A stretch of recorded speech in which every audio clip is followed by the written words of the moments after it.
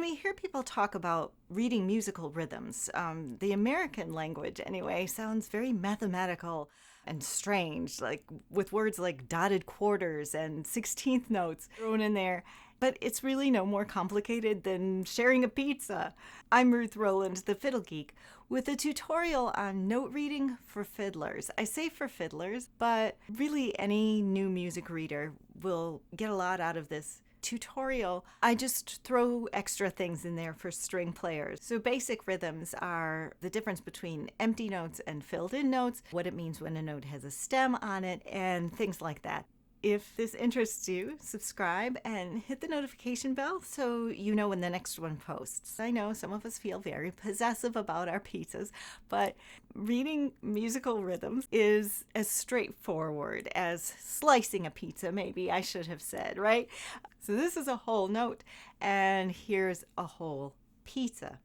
And the whole note is the longest note in this video. Not the longest note in the world, but the longest note in this video. And if we split the pizza in half, we get 2 half pizzas. If we split a whole note in half, we get 2 half notes. And you can tell a whole note from a half note because the half notes have stems on them. Now the note head, the round part of the note, is the same size as a whole note, so it might be deceptive because half a pizza is smaller than a whole pizza. But a half note is the same size, the note head is the same size, and it has a stem on it. So we can turn them upside down. They last the same length, whether they're right side up or upside down. We can remember which side the stem is on. They're going to look like P's or lowercase d's. There are no b's or q's in music. So a half pizza, even though it's smaller than a whole pizza, that's still a little too much food for many of us. So let's cut the pizza in half again. And if we cut the notes in half, we get still the same size note head, still with the stem, but this time the note head is filled in. So the empty note heads are the longer notes, the filled in notes are the shorter notes. And just like 2 half notes made a whole note, 4 quarter notes make a whole note. That makes sense, right? Like 4 quarters in a dollar, 4 quarter pizzas make a whole pizza. Yeah, 4 quarter notes are in a whole note. And just like a quarter pizza is a serving for many people, the quarter note is the beat for many pieces. So what I mean by the beat is that when you tap your foot, right? If you're tapping along to the music can be doing whatever, and you're keeping the beat, right? You're not tapping along the rhythm of the music, you're tapping a steady beat at a steady pace with the same amount of time between each tap, where the rhythm of the piece may be faster notes and slower notes in it. For instance, Hot Cross Buns. If you know that's a very simple tune.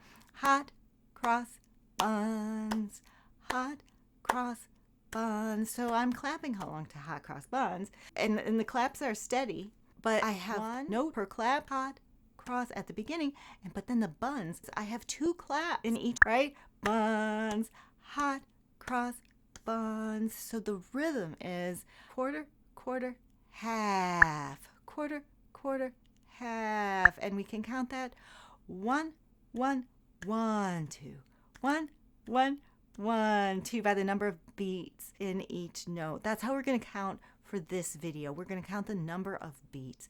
So a half note is 1, 2, 1, 2, and a whole note is 1, 2, 3, 4, 1, 2, 3, 4. Yes, does that make sense? Let's sing another song. We're gonna do Boil 'em Cabbage.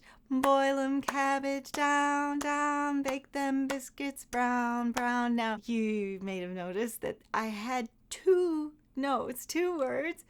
Boil 'em cabbage, right? 2 syllables in each clap. Boil 'em, right? And cabbage. That was all in one clap. Boil 'em cabbage. So we need something smaller than a quarter note to make 2 notes fit in 1 beat, right? And the thing that's smaller is the 8th note. Boil 'em cabbage down, down, bake them biscuits brown, brown. So now brown, brown, I only had 1 syllable per clap. Brown, brown, so those were quarter notes. the way we can tell the difference between quarter notes and eighth notes is because there's a beam connecting one stem to the next stem. So for eighth notes, there's one beam connecting stem to stem. Both quarter notes and eighth notes can be turned upside down. For them, they still use only P's and D's. We can remember to only use P's and D's by saying, please don't pick daisies. Okay? And that's just a little way to remember P's and D and no other letters for notes with stems. Good.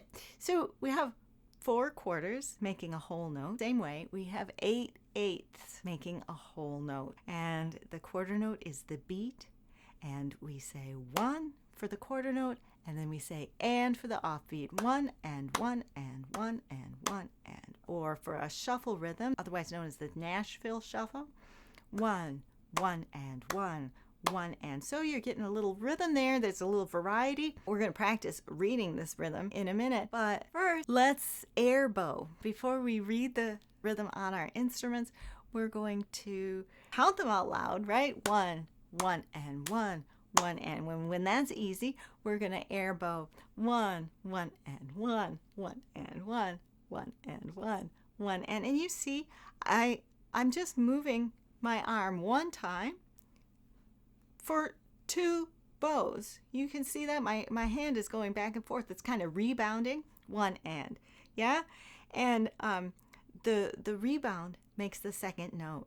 And this is especially useful for fiddle tunes like the Nashville Shuffle. We always want to use the rebound because the alternative is a robot kind of a marching feel, but also the quality of the sound is different. We keep our wrist stiff. The notes don't breathe as well. We can even make the marching sound with notes that breathe, right? So we always want to keep our wrist nice and loose when we play. Let's do this rhythm. We can play it just on the A string. 1, 2, ready, play.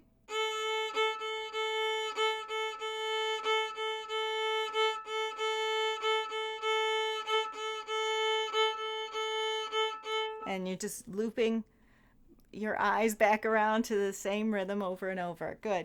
Now, if we want to play double strings, we can just put extra note heads under or on top of the ones that we have and make sure the stem is long enough to connect both of the note heads. And then we have, I'm going to play on D and A strings.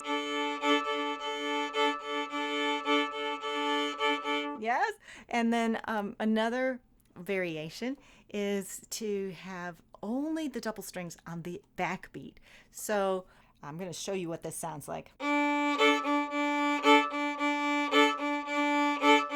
It's kind of fun. The backbeat is every other beat.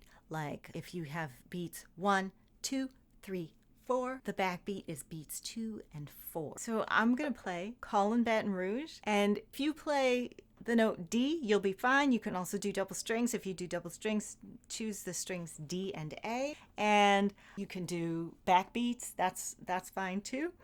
And we're going to practice another rhythm after this, so don't go away. Even if you don't want to practice a beat, just groove along while we practice. 1, 2, ready, play.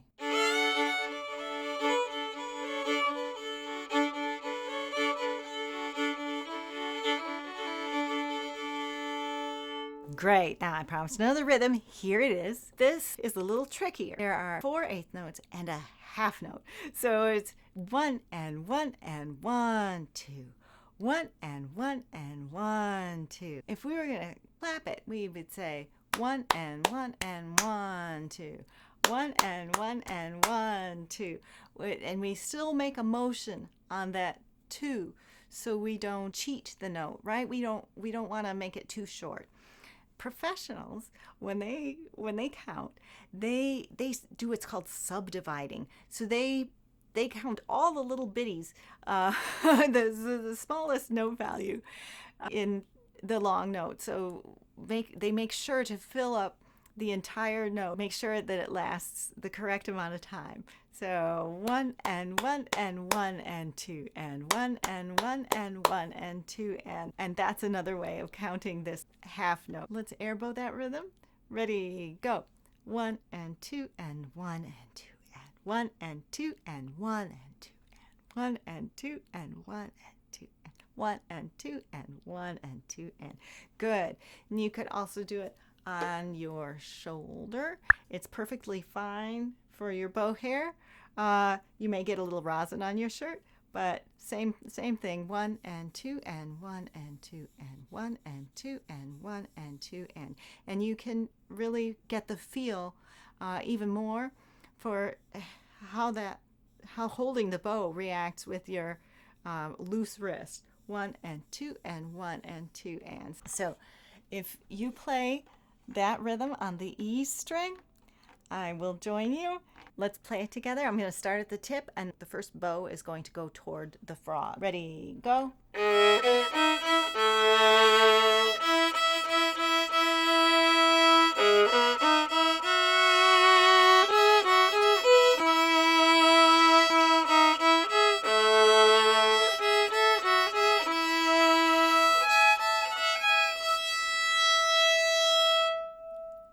Great. Now, I never explained that mysterious dotted quarter I referred to at the beginning. That's going to be explained in another video. So stay tuned for that. Make sure you're subscribed and hit the notification bell so you know as soon as that comes out. And when it posts, I'll put it here. Until then, this is a really good video for you to watch. Okay? See you there.